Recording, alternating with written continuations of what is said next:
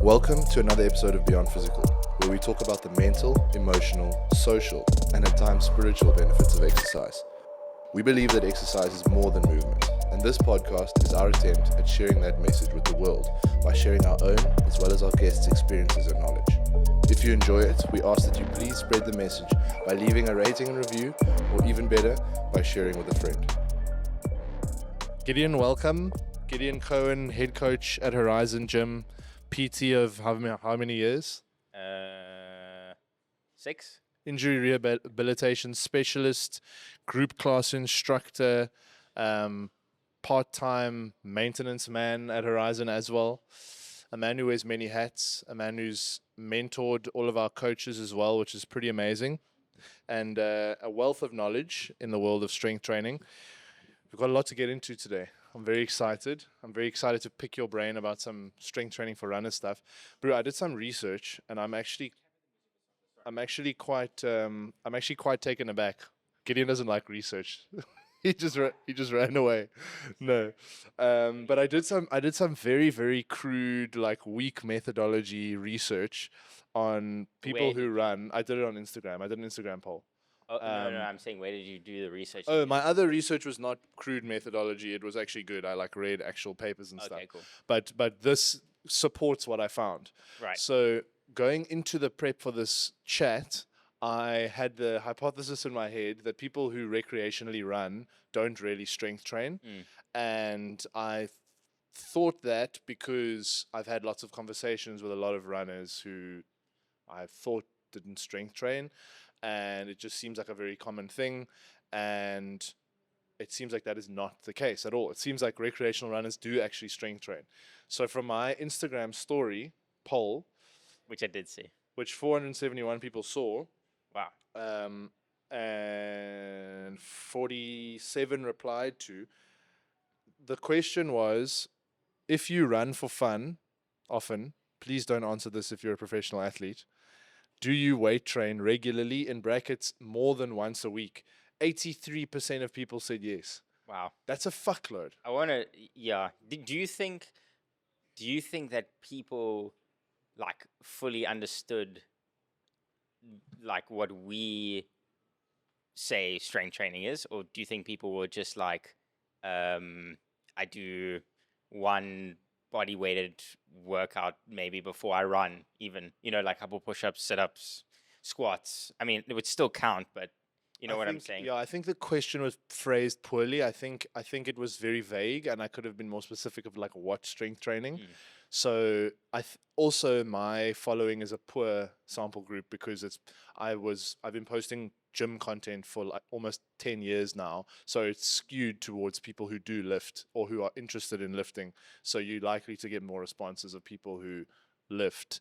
But to answer your question, I think that a lot of people strength train and run. They don't strength train for their running, or they don't strength train in a way that supports their running, or they don't understand what that actually means. Maybe they were strength training before they got into running, and they just continued with the strength training, like going to the gym once or twice a week, and then got into running, and then just never dropped the going to the gym once or twice a week, which is really good, by the way.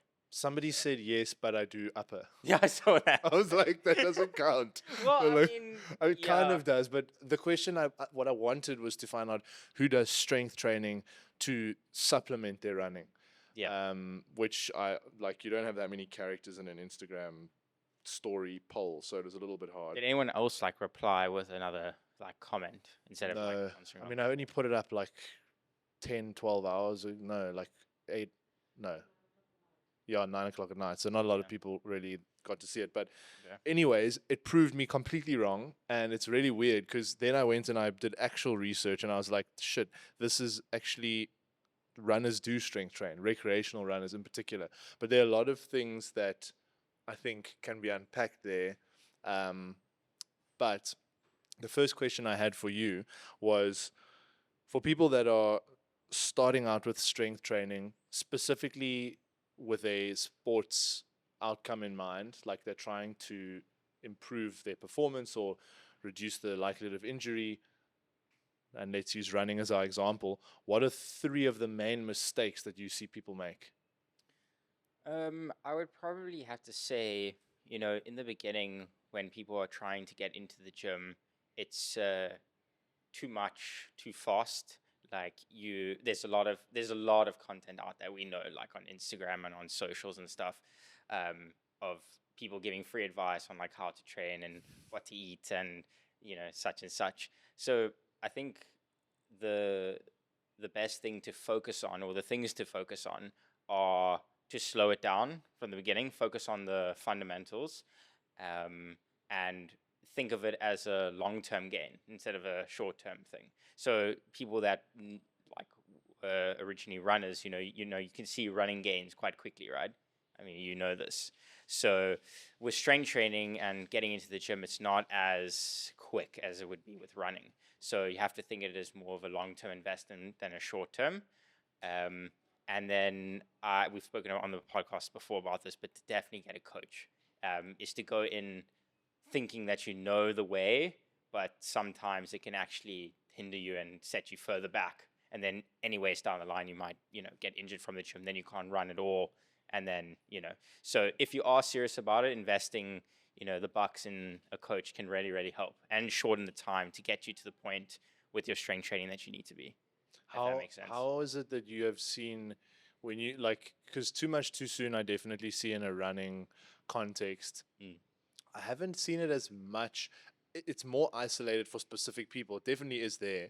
Yeah. But how do you see that manifest in a strength training context? So I think with the gym, it's quite overwhelming in terms of like you tend to not know what to do. So you want to try and do everything. That's what I So it's a see. lack of It's focus. the lack of focus. So first of all, there's no structure with the way in which you're training. So like a training split. Like it's just, I'm going to come into the gym and I'm just going to try and see what I found online and I'm going to do it all together. Like not take into account intensity, sets, volume, right? In the beginning, that doesn't really like it won't make such a big difference. But in terms of growing and not getting injured and getting stronger, it's gonna stunt it quite short down the road. So having a plan, just how you would have a plan with running, you have to go into the gym with the same plan. Maybe more of the fact of not being so scattered when coming into the gym, because it is very overwhelming. Um, so to have things in place to remove that element. So maybe not as much too much too soon, but more that it's not so overwhelming that you want to try and do everything, and also trying to figure out how to do it. I think that even comes into play when people are, even if they aren't like a full blown novice, they could be intermediate, but they have a tendency to kind of task jump where they want to progress. I don't know, maybe they want to get stronger, or they want to change their body composition and feel more confident in their skin, but they have a short attention span, so they change, they get bored. They'll lift specifically and do weighted strength training type stuff for like 3 months, and they'll be like, okay, cool, like I'm a little bit bored now, I'm going to do Pilates for 3 months, and then I'm going to do like a hit format type thing for 3 months, and then they kind of jump around instead of sticking with one thing for a year, building some sort of foundation in it, and then going on to the next thing.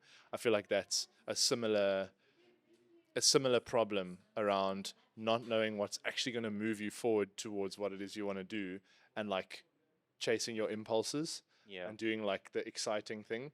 I think that gets a lot of people for sure. I think the intention is like my number one point, is like the why are we doing this? The intention behind going into the gym to get better. Like why do we do it? I always say to like people that ask me questions about, types of training splits or certain exercises or something they saw online or whatever, and I always ask them, you have to ask yourself, why are you doing it? Mm. What is the outcome of it? The same way with your running, why are you doing a 5K time trial? Why are you doing a 10K? Why are you doing a tempo run? There's all these reasons. So it's also to help narrow the focus, because we were talking about the lack of focus and the scatteredness of it, is to like from the get-go decide what you want to get out of it, and then there you'll have the goals in mind so you can work towards them. Because a lot of people will just go in with like, okay, now I'm in the gym, now what? So yeah, that can really help. is working on the intention. So something that I was really interested to get your input on is I'm actually going to put you through a bit of an on the spot ringer here. Mm. So, firstly, I want to preface this all by saying that the little reading and research that I did do, some of the key takeaways from the methodology and just the studies is that number one, there was very little prospective research, meaning that there were very few instances in which they gathered 100 people and they said, okay, these are our recreational runners. Let's now track them for the next year and see what happens and like pinpoint why these things happen. It was mainly gathering a bunch of people that had already picked up injuries and then looking at things retrospectively, which is often a lot less accurate because there are a whole bunch of biases that come into play, and you're obviously limiting your sample size by, or your sample group by, picking people who've already been exposed to some sort of running related injury, and there are a whole bunch of issues with that kind of methodology.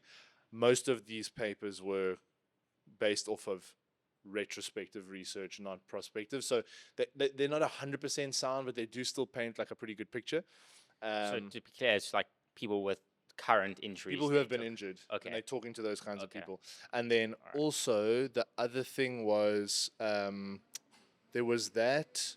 And then there was another key thing that I picked up. Oh, a lot of the time they struggled to keep the sample groups down to just purely recreational runners. And there's a huge difference, as you know, between someone who trains recreationally just for fun and people who train professionally as their job. You know, if it is your job to perform, you're going to strength train. Like that's like a very widely accepted thing that people do. So it's a little bit difficult in that regard, but I went and I passed through and found things that I think are relevant to the chat. But give me what you think to be first.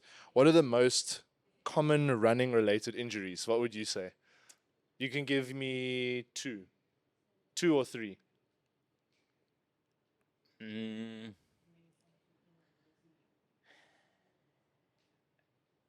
I'd say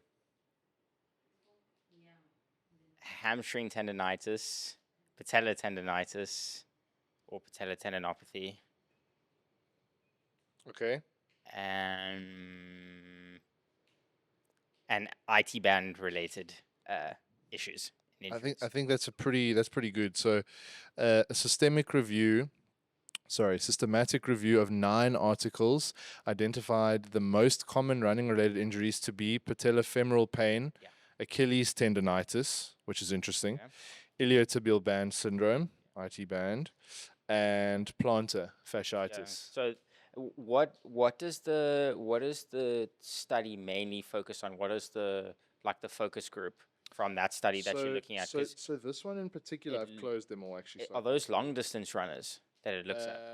Yeah, I'm assuming so. Okay, because These are that's long. probably why they're focusing a lot on the feet. Mm. Because I've noticed with a lot of my clients that do like long distance runs, so like trail running or more than marathon distance, that you get a lot of ankle, foot, toes, like related issues, and that's just linked to also like just poor body mechanics that have led from old hip or knee injuries that now have gone into the foot, which is much harder to rectify. You see with more long-term injuries that there's problems with the plantars and the Achilles and stuff like that. That's not taking into account like a trauma-related, like an acute injury, like you're running down a flight of stairs and there goes the Achilles, or you fall or something like that. I'm talking like a chronic injury. Yes, you've That's actually why I'm asking. you've actually also very organically moved me to the next question, and I really hope that you kind of you dunk on this layup you gave yourself. But what is the single highest contributing factor to people picking up running related injuries? If you aren't confident enough to give a single highest one, you can give me a couple that you feel are The very number one leading factor to people picking up running related injuries. I want to say strength training, but I honestly like poor body mechanics. Okay. would be What would cause poor body mechanics? a few things: footwear, Okay. um, running style, or running mechanics, uh, strength training. What, the lack of or Well, yeah, incorrect strength training? the correct strength training will obviously help with the body mechanics, therefore improving it while you're running. Okay. But I'm interested to know. So the number one, by a long way, the number one individual contributor to people picking up running related injuries, it's kind of counterintuitive because it's like a weird hidden answer, but you alluded to it earlier. It is having previously had a running related injury. Interesting, yeah. That's the number one contributing factor to determine if someone's going to pick one up. And to be honest, it's so true. I mean, I've seen it time and time again. Like, I'll use a client that I had a while back, but had lower back related issues, slip disc, like 3 years prior to getting into running. Kind of had fixed it with a physio slash chiro, like was manageable day to day. Started running for 3-4 months, then not the same pain came back with the back, but it went all the way into the glute, into the IT band, into the knee, on the same side, on that right side where he had the slip disc, which answers that question. Because it was only an isolated area when it happened, and then getting into running obviously just then aggravated and again, more about strength training. Just did enough with the physio and the chiro just to get it manageable. Do the day to day, getting up and down from the desk, out of bed, the basics. But as soon as you have a sport element in, like running, it just flared everything back up. And not having that strength training implemented straight after that injury caused it to aggravate even more. So how does strength training help somebody come off the back of an injury and kind of give them greater resilience to not pick up another one? So you're saying like someone that picks up an injury, hasn't run before, then wants to get into running or down the line, and that period between getting that injury from whatever life-related stuff and then running, that period. So I Yes. mean, so because of that injury that happened, let's say it's a hip-related issue, it's obviously going to change the way the person navigates life. Like, having an irritated like ligament in the hip might cause you to walk differently, might cause you to get up and down differently. So it's going to change your body mechanics completely in that whole leg. So when you're getting into running, you're obviously doing a repetitive motion over and over and over again. What strength training can do is it can help rectify that poor body mechanic to help, like, obviously reduce the pain. So you get the pain down as close to zero as possible, and then you move with that proper way to use their body mechanics that helps for their body.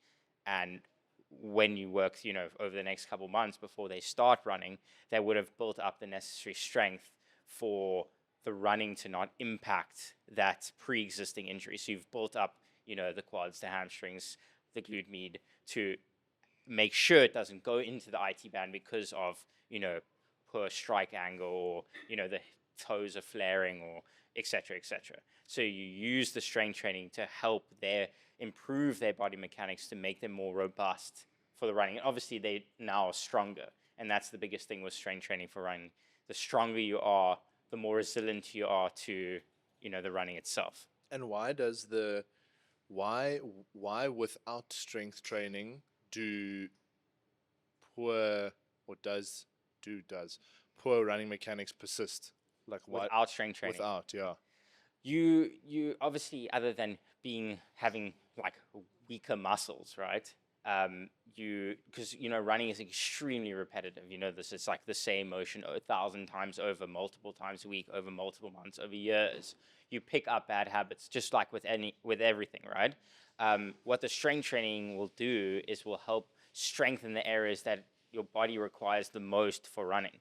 Obviously, the quads would help support the knee, doing calf work to help support the ankle, doing glute med work to help strengthen the glutes, to take more of the load-bearing stuff off the knee, stuff like that, to make your body more robust.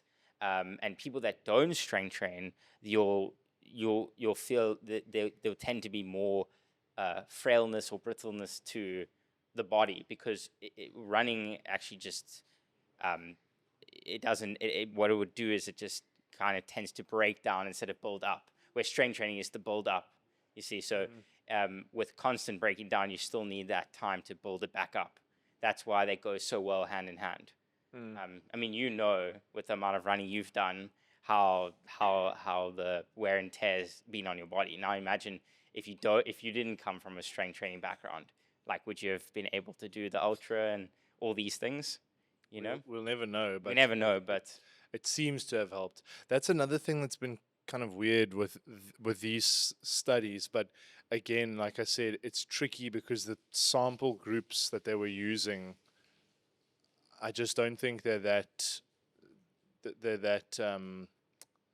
not relevant. But it's tricky to kind of deduce stuff from them because they feel like, I read one specifically about mechanics, like your musculoskeletal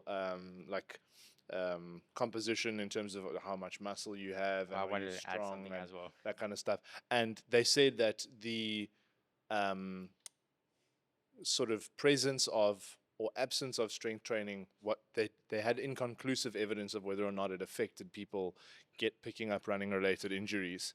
And I found that so difficult to believe, but then I thought it had to be something with the sample groups that they were using, and maybe everyone was just strength training, so it was hard to Also, say. we don't know how much they were running. Yeah, Right? that's true. Running 5 kilometers a week, you might never see an injury come from that. But someone running 60 kilometers a week, there's a higher chance of them picking up an injury. You know what I'm saying? And I just wanted to also go back to my other point about the bone mineral density. We're talking about bone, skeletal. That's so important outside of the muscular system. Is that the bone becomes, obviously, the constant impact, especially on the road. You find that the bone becomes weaker and weaker over time. And strength training obviously creates that osteoblast, which tells the body that my bones need to be stronger to handle this external load. So as I'm, squatting 1.5 times my body weight, or I need to send some more bone to the area so I can support this additional load you're giving me. So that is also, and that's many studies done on that, to make you more robust for running, is the bones, especially, outside of also getting the muscles stronger, but having stronger bones and decreasing that bone mineral loss over time is very important. They said that having had a previous injury up to doubles the risk of picking up a new injury. Some of the other, and that came from an article published in the Journal of Orthopedic and Sports Physical Therapy in 2021. The British Journal of Sports Medicine looked at 5,200 runners. Again, I don't know exactly how many of these people were recreational, how many were professional, whatever, what the mileage they were doing per week was. But a very significant factor to those people picking up injuries was increasing weekly load by more than 10% a week with their running specifically. So more, are you saying with running specifically? Yes. So increasing your load too quickly, too much too soon with running. Yeah. And what that made me think was to a personal experience of when I did the 2 Oceans. I signed up with about, I think it was 17 or 16 days prior to the event, and I hadn't done any training at all. I think I'd gone for the odd run every, I don't know, couple of days or something. This was before I went and got deep into running, and this was an ultra marathon, and I got the worst plantar fasciitis ever. Like, I had plantar for, I think it was over a month from doing that, running 56 Ks without any training. And that is a big contributing factor as well. And with that one, I think strength training would help, but there's also little you can do as much strength training as you like. If you're going to drop your body in the deep end like that, there's not, you are really just rolling the dice, I think. When we're talking about event specific stuff, you can't it's like you can't trade it off with strength training. You still need to put in the work on the road. So Spencer, you know what Spencer did? Spencer went to when he started with his with running, he went to Brendan, my coach, and Brendan used to have a gym called Bunker 11, which was mainly for runners, but he had like some Gen Pop random people coming there as well, but mainly runners. Spencer found him. I don't know if it was through me or if it was. I can't remember how he found Brendan, but he was training at Bunker 11 and preparing for the Two Oceans half marathon. And he said to Brendan, I really don't want to do any running. I don't want to run, but I want to do this half marathon. And he literally only did strength training to prepare for his half marathon. And he thought that he was being so smart trying to get around it. But he did not have a good time doing his. He didn't get injured, so I suppose that's saying something. But he was also coming off no base at all and trying to kind of put a plaster on an absolute gash, gaping wound by doing strength training to do his half marathon. So kind of as you said, you do still have to do the actual sport. You're not gonna get by only It's lifting. like that with everything, right? Yeah, you've got to expose yourself to the actual thing. So we've had lots of chats about your skepticism about running as a form of You exercise. really throw me out here now, eh? What is your like? What's with that? Why do you? I Yeah. know because we've had the conversation, but I would like to have it again for people to No, hear. listen, I have lots of friends. I have many clients. I've had many clients that are runners. I mean, everyone or most of the people that I work with and work around are runners. So I just, from a personal standpoint, I have done sport. I'd say like the swimming that I've done was semi-professional, and I know what it's like to really put in the grunt work and like put everything I have into a sport. So from that standpoint, I totally understand the high that people get from the running and the competitiveness and the things like that. That's all cool and for sure. But I think again, it's just a personal preference. I don't think I'd ever. I tried to get into running. I mean, you even tried to help me get into it. That didn't work. So yeah, it's just my personal opinion. I don't think uh, it's like particularly good for you, obviously. But Substantiate that. Why do you feel that? well, so we can go back to the beginning of our conversation where we spoke about how you need to have something in order to make sure you don't get hurt. And that kind of idea is a bit weird to me, like to do strength training if you want to be in running long term. We're talking now someone that is part of a run club and does like multiple different events. If it's 10Ks, half marathons, whatever in a yearly period. It doesn't sit well with me that you have to do something in order to have the one thing.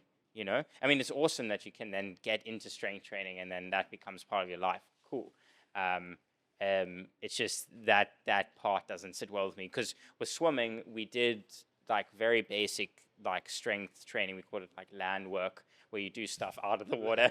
Yeah, but obviously we know swimming is a very low impact sport. It comes with its obvious injuries, shoulders, and etc. But for the most part, it's pretty safe, right? But running has quite a few risks to entry. Not only just the injuries, but like the safety of like running on roads and all that kind of stuff. So there is barriers to entry, similar to like cycling, for example. But yeah, I'd say that's the biggest thing for me is that you can't have it Just without the other. Yes, I actually thought about that exact thing as Yeah. well preparing for this, and I thought to myself, there has to be some sort of answer as to why that's the case because humans are biologically a pretty lame physical species. Like we aren't particularly impressive when compared to other animals in the animal kingdom, except in the domain of endurance. We are a phenomenal, a super impressive animal, comparatively speaking, to the whole animal kingdom when it comes to endurance on land in particular. So literally how we used to hunt is like hunting things down and just keep pursuing them. Persistence hunting was a thing in sub-Saharan Africa, which means that we've got some natural propensity to do that physical thing, and that means that it comes naturally to us and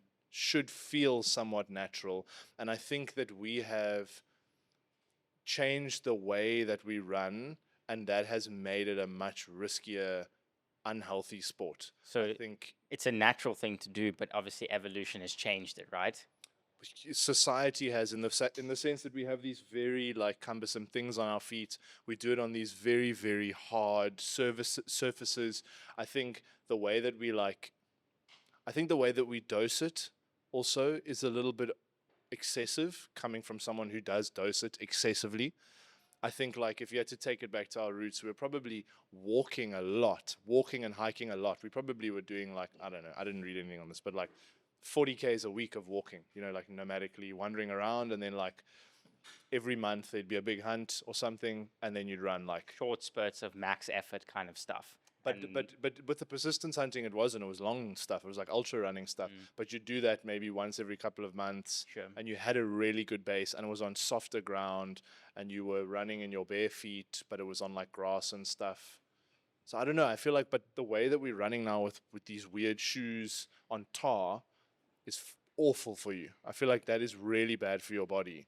And from first-hand experience, just switching from more road to trail, like imagine running 160 Ks on the road. I feel like you would tear everything in your knees. I mean, the thing is, I mean, you know this also very well, is the physical wear on your body running has. So like, you know, it affects like the way you can recover.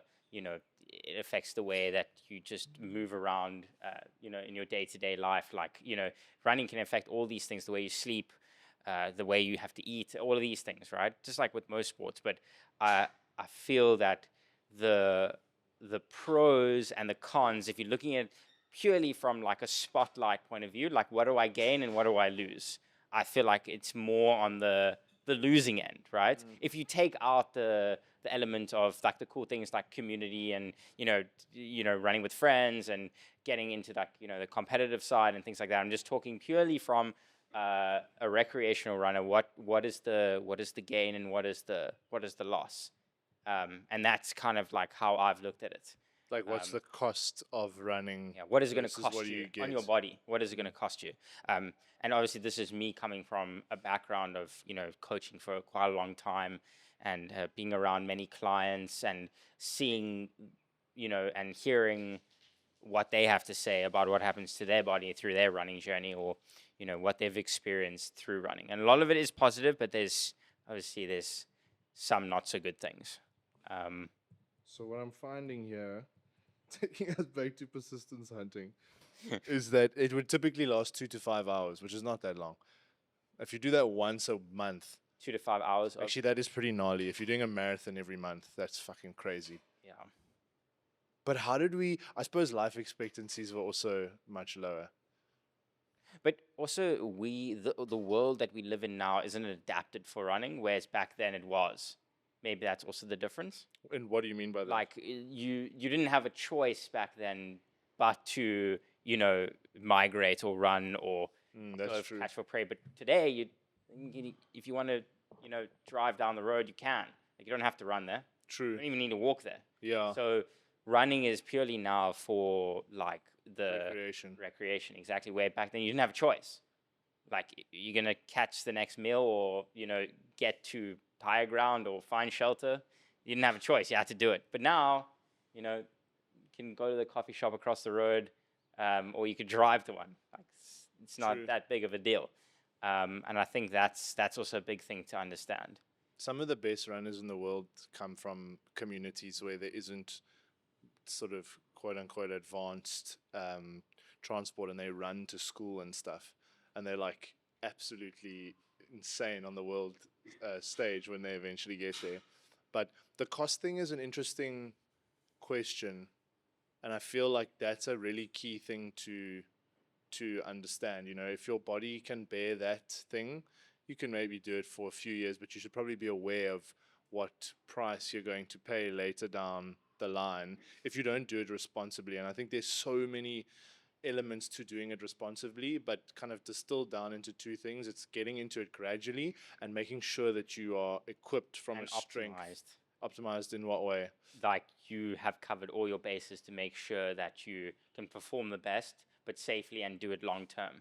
Like it's not a short lived thing. Yeah. You know, eat well, sleep well, train, strength training, be on a proper running program, have everything tailored so you can do these like crazy endurance events, for example. So it can be a long term thing instead of short lived. Then that's great, that's cool. But I think for the vast majority of people, it's not like that, right?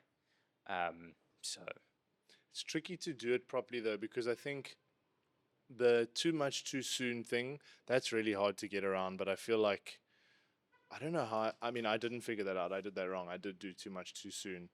And I know I've been chatting to AD about that as well, like making sure that you don't like over exert, because it's the natural thing. It's like, okay, I'm running a half marathon. I need to run a half marathon before I run my half marathon. No, you don't. You don't need to do that. But that's what it kind of seems like logically you should do to prepare for that event. That's probably the most common question that I get is like, okay, cool, like prepping for an ultra, it's a 50K ultra. What's the longest training run I should do? And I'm like, 20, 25Ks. And they're like, so I don't have to do 45Ks before the ultra. I'm like, no, don't do that. That's a terrible idea. You'll get injured and then you won't run your ultra. But most people think that you've got to run close to the distance before running the thing. But in reality, your body can't even recover from that by the time you need yeah, to and I do mean, your. you'll know that like 80 was saying that she did her longest run uh, ever, and you felt the aftermath of just doing that, right? So that just gives you a taste of what can happen when you push it past the limits. If things aren't in place before you get there, the wheels start to come off. You know what I'm saying? That is a big thing I've seen with my clients and people that I've known that you training for something, but you slowly start to understand, okay, this needs a lot more than just running 3 times a week. You see, that's where I go back to my point on the pros and cons of it. Definitely, like, all for it. Just make sure you have all the backing you need. Strength training can be a very daunting thing for people to get into, especially people who don't want to, I suppose, it's not their first thing. It's not their number one thing. They're doing it in support of another thing. And there's so much information out there, like you said at the beginning. What's a kind of reasonable way for someone to get into strength training for their sport? Without like making strength training their life. Like, how does somebody go, okay, cool, like I'm running 4 times a week or 3 times or whatever, and I want to do my first 10K, but like in those last 2Ks my legs are feeling pretty heavy and I feel like I'm on a good running program, but I just feel a bit brittle and not strong. And you're talking from the standpoint that someone has never really been in the gym before. Maybe they've dabbled, they've not really ever made significant progress because they haven't had a clear structure. And you can call them like a weekend warrior for the last 1.5, 2 years. So they've gone into the gym, but they're going for like half an hour. They do 1 or 2 sets that are like warm ups, not working sets. And then, I'm, as I say to everyone, is definitely invest in a coach or a place where, you can get strength training while being supervised and led and by a professional. And again, that is the investment that you need to put in, just like you buy like good running shoes, right? You always talk about the first thing you need to do is look at the shoes. So I always say that you need to invest in some form of guidance when coming into the gym, especially if you're taking your running more seriously. You have to, if you're serious about the running, you also need to then be serious about your strength training. But that's not to say that you need to be in the gym 5 times a week.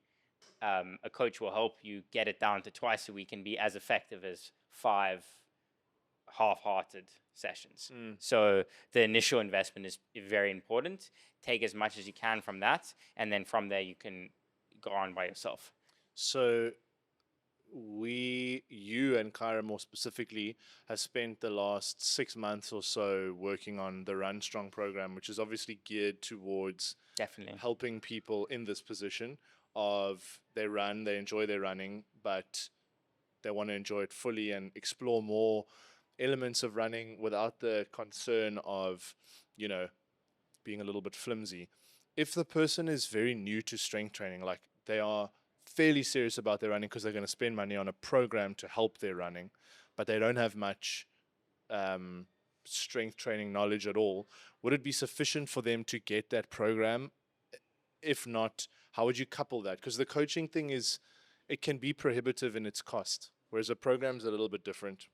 Um, so, how would you suggest someone goes about implementing a program that doesn't necessarily need to be ours, but if they're purchasing one, how would you suggest they implement it? So I think the programming or the program that you can buy online is like the next like level down of like the hanging fruit. So it's gonna give you the necessary guidance on how to structure a proper training plan. It just might take you a little bit longer to grasp it than someone that comes from a trained background. So that's not to say you can't do it. With most programs, just like how the one we are releasing comes with demo videos and explanations and the way in which the program is structured, so it guides you as much as possible. So you might need to spend, and there's normally disclaimers in programs that say that you need to spend maybe an extra week on the first week to learn the exercises. So there's processes in place to learn the movements so you're doing them safely and correctly.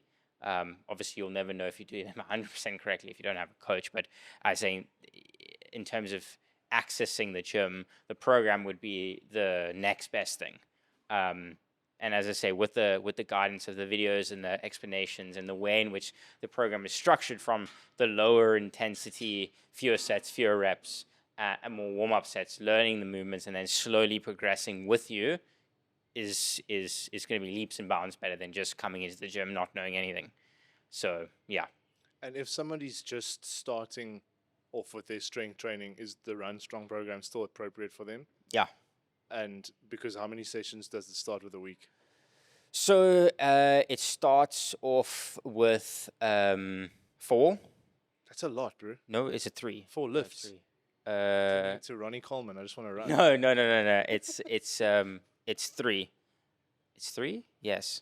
No, I'm thinking because it's a 2-stage program. So there's a load phase where like the first 1 to 4 weeks is learning the basic mechanics. So like the exercises they're more regressed. And then into the last 4 weeks, which is the ramped up phase, it's more progress and the exercise become a bit more complex and more running specific. So the initial part, I believe it's 3. I can quickly double check. No, yeah, it's 4. It's 4. Yeah, it's 4. Damn. Yeah, because yeah.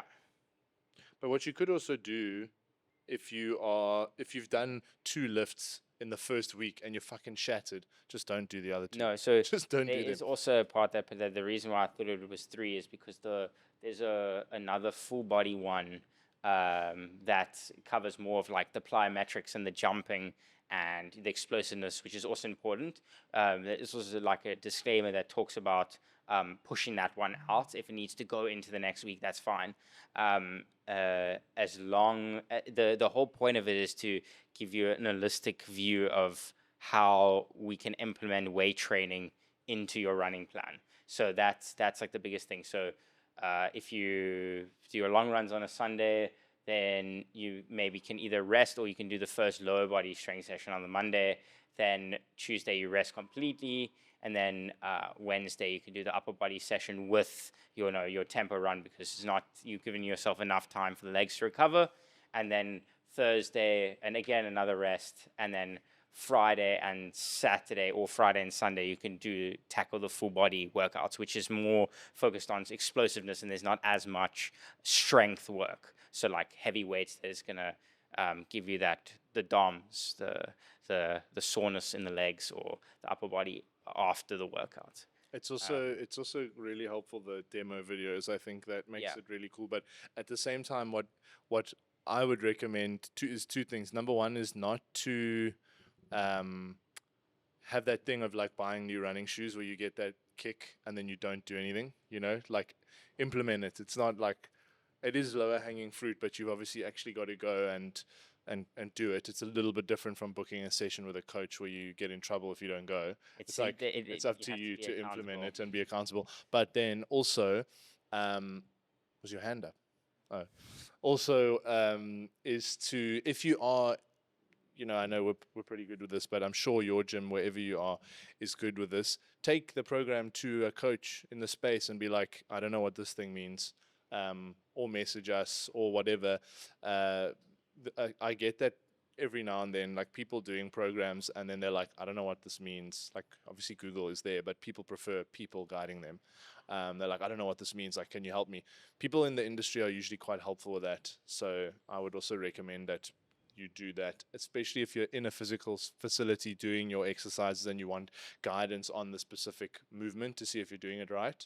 I think that's also quite important. And I think also with the program that we released in the Y, I decided to give also more days of training, is to give the person doing it more value, in terms of if they a lot of people want to maybe even reduce their running slightly and do more stuff in the gym, because I hear a lot of people. Also, another reason why I designed it that way is a lot of people wanted to slightly reduce the running. I have clients that have done the same now and step more into the gym and learn how to navigate that properly.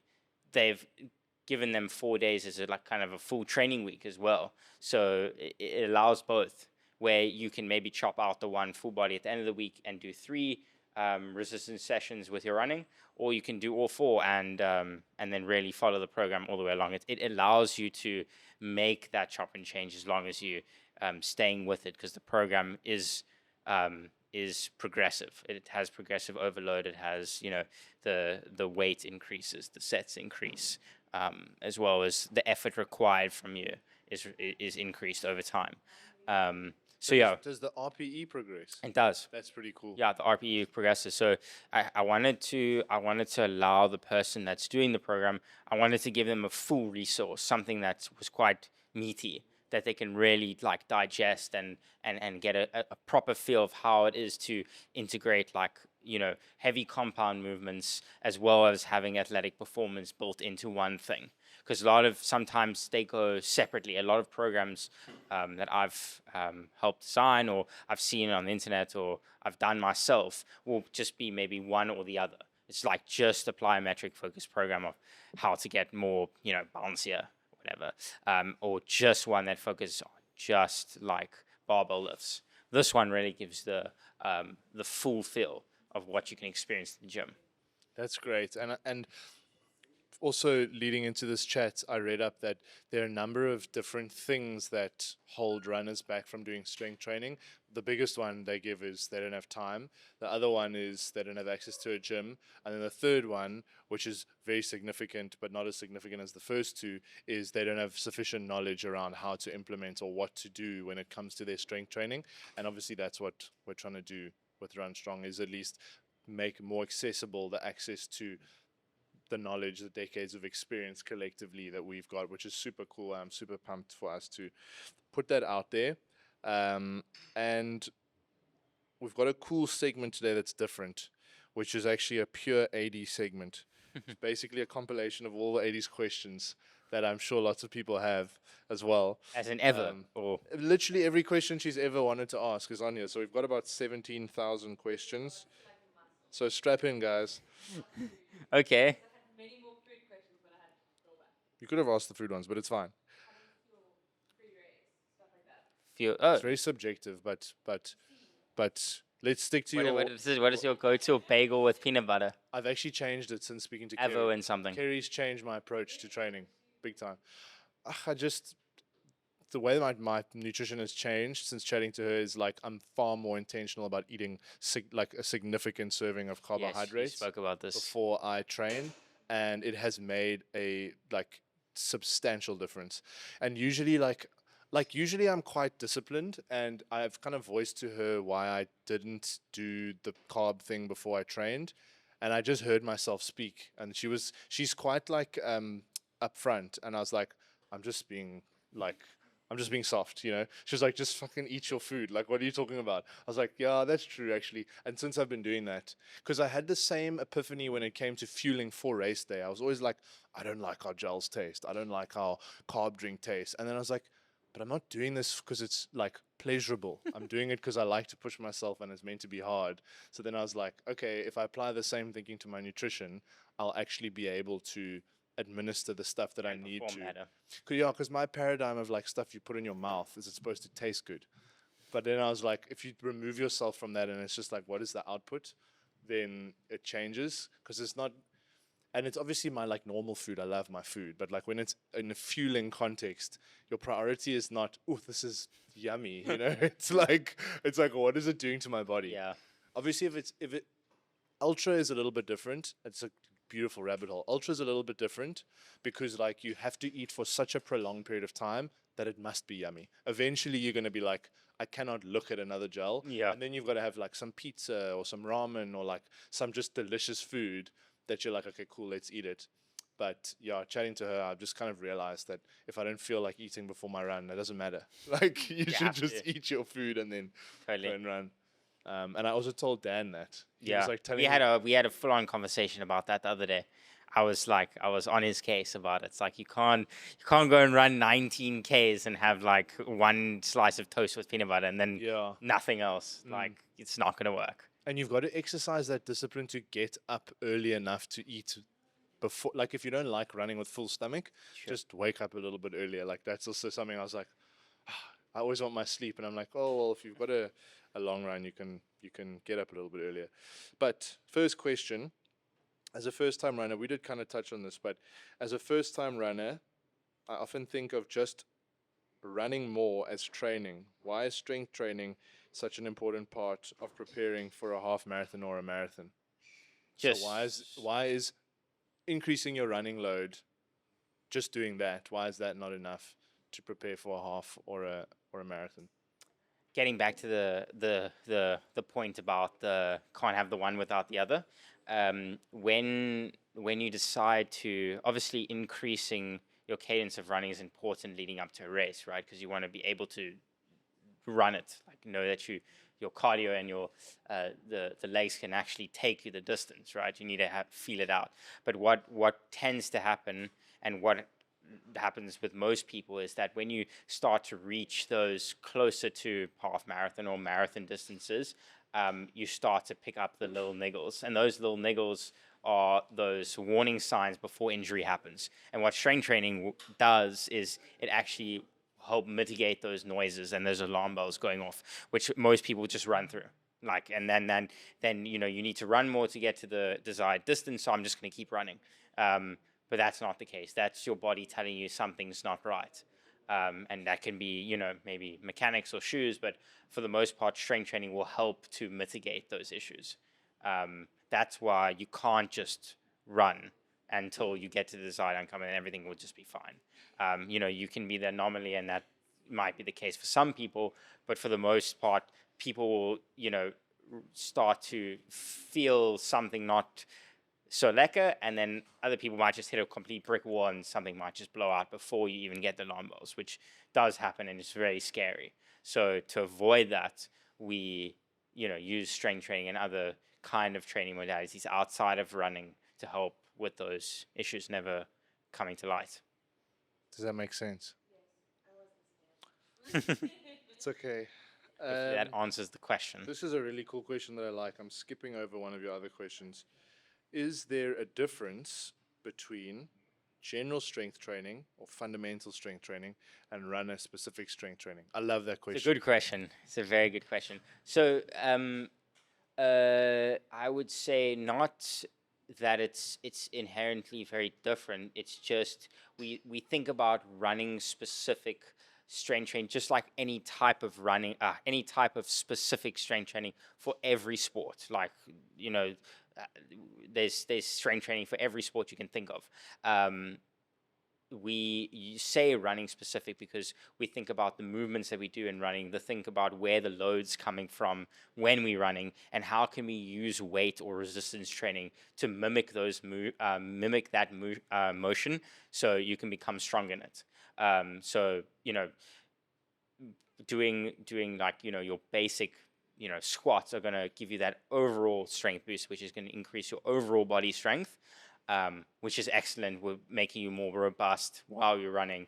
And obviously that which helps with the injury prevention, and just being stronger is going to make you, run faster, run longer. But when we think about running specific, we think about the little movements that can help, with the calves that might be giving you trouble. Is actually when we think about tightness, or you feel like the things that flare up the most is actually the weaker points, and that's where we need to focus on. So people that tend to like feel their calves mainly when they're running, is we need to actually strengthen them, to not have that flaring up, or the hamstrings, or getting the knees on, never feeling quite 100% while running. It's mainly because the quads aren't taking the brunt of it, and the knee is.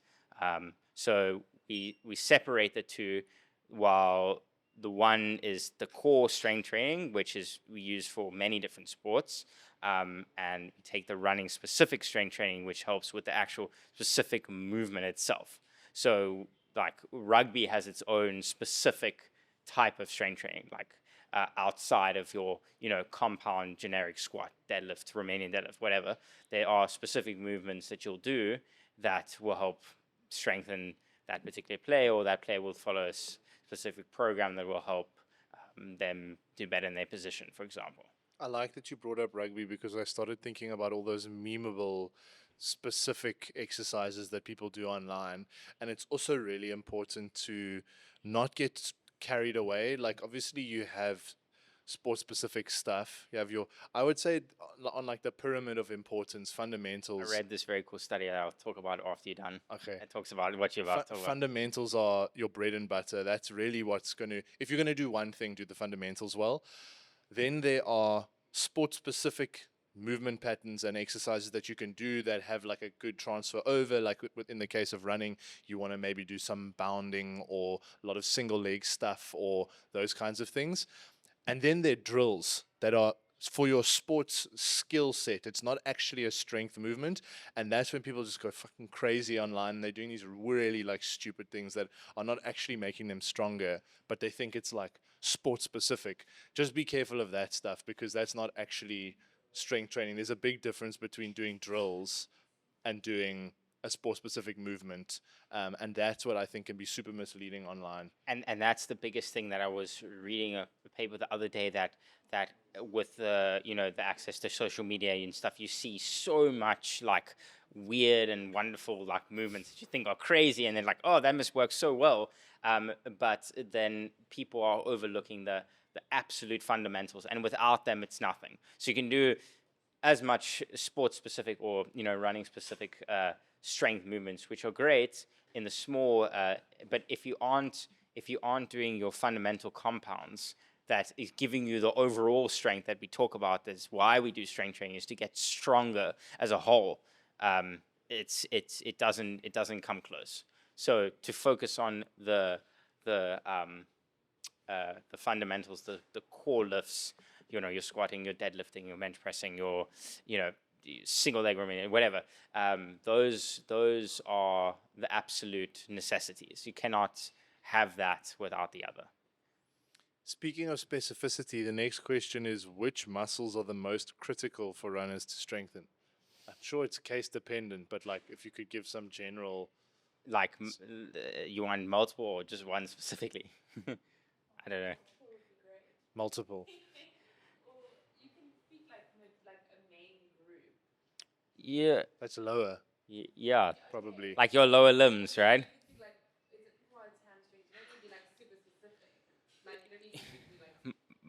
That's where it goes back into the other the previous question, is like, you can cover all your bases by doing the fundamentals of strength training. Like squatting, you cover everything, right? You cover the glutes, the hamstrings, the quads, the calves. Everything is working. You, especially when you time bound with strength training, if we talked about that, you don't have endless days and hours to do strength training. Focusing on the fundamentals will cut your costs in terms of time, but cover all your bases.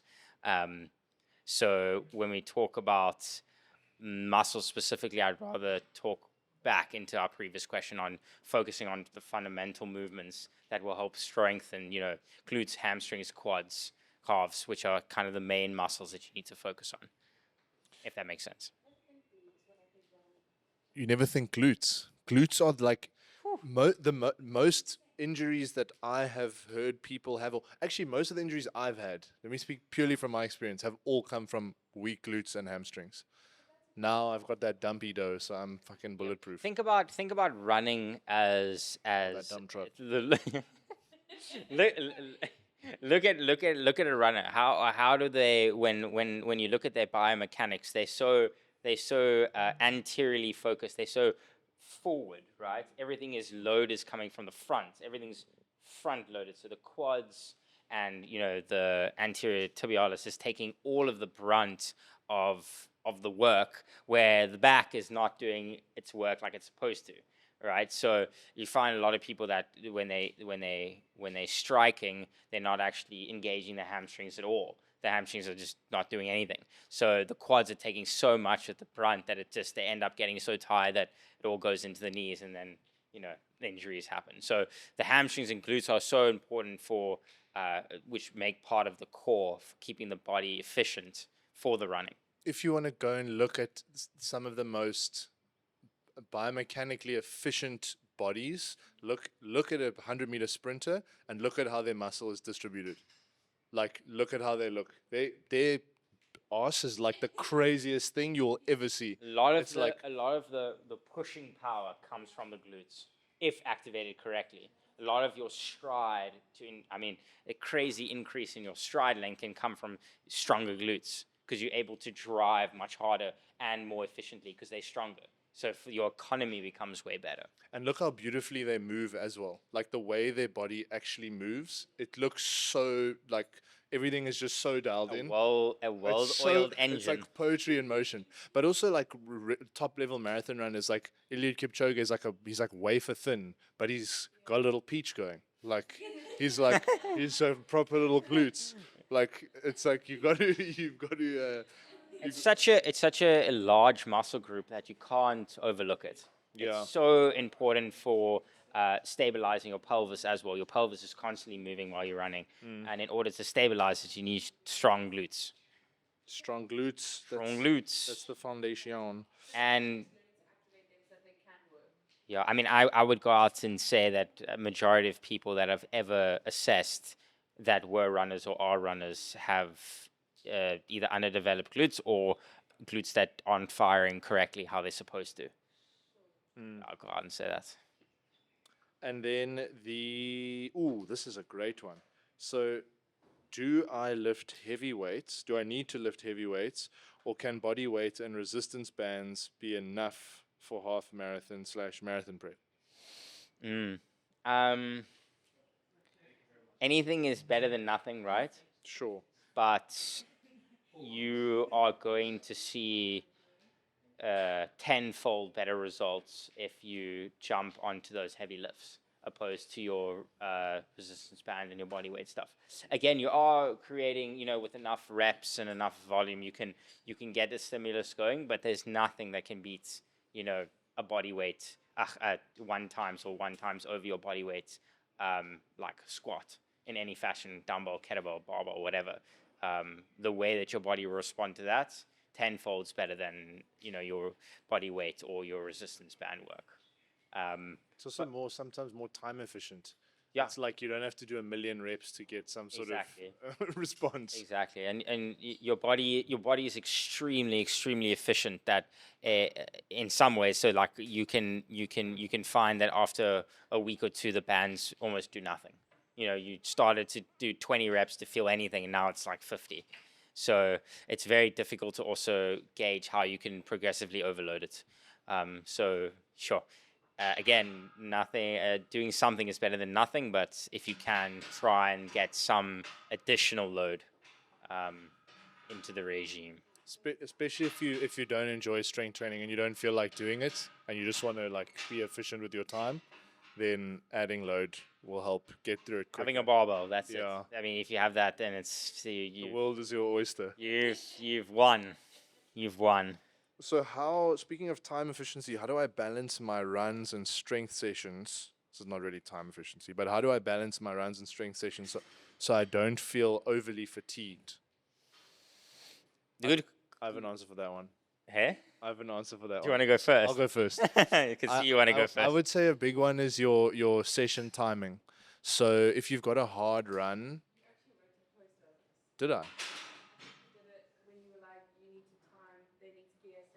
Oh, that helps. Yes. So obviously on an acute level, you have like if you are going like hardcore and you're doing a run and a lift on the same day, try and give yourself as much time in between the sessions as possible, like 3 to 5 hours minimum if you can.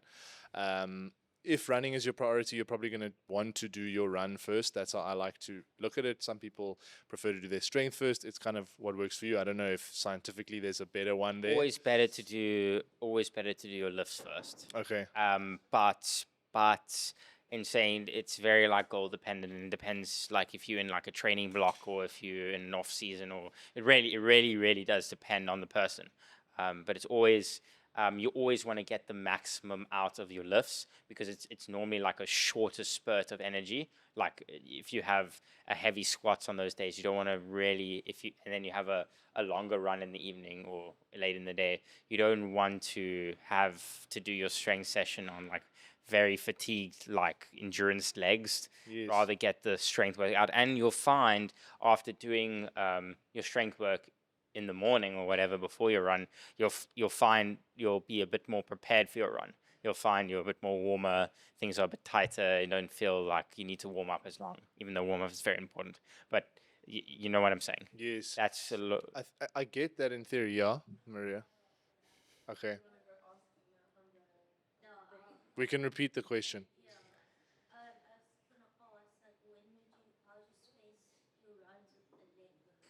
This is a great question. How to space your runs with a leg day? Personally, I'm going to disagree with Gideon, but this is just because it works for me. I would do it the other way around on a leg day. But you're also a very well trained individual. Sure. So I'll do my run first. I'll do my. You speak only facts. I'm a It's true very though. well It's trained true. individual. I would do my hard, especially if it's a hard run. I'll do that first. Like I'll do like hills in the morning, and then in the afternoon, mid to late afternoon, I'll do my lift. But I'll eat a lot in between. I will take it easy. I'll try not get too many steps in, and that's just because I prefer to do it like that because I feel like when I lift, I also am putting my body under a lot of load and I'm going to lift really heavy and then I'm going to feel that on my heels. And like, it's probably a better example if I say like a fartlek where I've got to be running at a certain pace. Then I really don't want to lift before that. I'd rather do that, hit that on the, like nail that and then I think do my look my at it lift. as like what's most important for the day, like on the training program. Is it hitting a new 3 rep max, or is it doing a new couple sets of a different weight? Is that the main focus, or is the main focus to run the fart leg at a new set cadence? Is that the goal? So it's all like goal dependent. So you can structure your training depending on the goal, especially if you have multiple sessions a day, which is like that for a lot of athletes. So when you do the programming becomes a lot more challenging when you're dealing with athletes because you have different goals. You have goals for the strength work, but goals for the running as well, for example. So pairing them is important. So in that case, I would run first. So I would change my answer in if you gave me that example.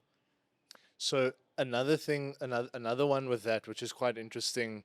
So Brendan, who's my coach, has typically put the the run focused lifts on my hard run days. So he'll like make my acute load very high. So he'll pair like intervals with a run specific lift, which I never used to really understand, but I just accepted it.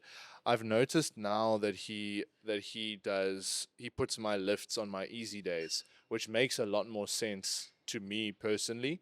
Um, I prefer that now. I don't know if he's going to change it going forward. Um, but that is something that he did, and also somebody when we had our first Run Strong panel, it might even have been me that said it, but says that it can be a good idea sometimes to pair your like if you've got a quality workout or like a hard day, like you should get it out of the way almost, like do the hard run and the lift.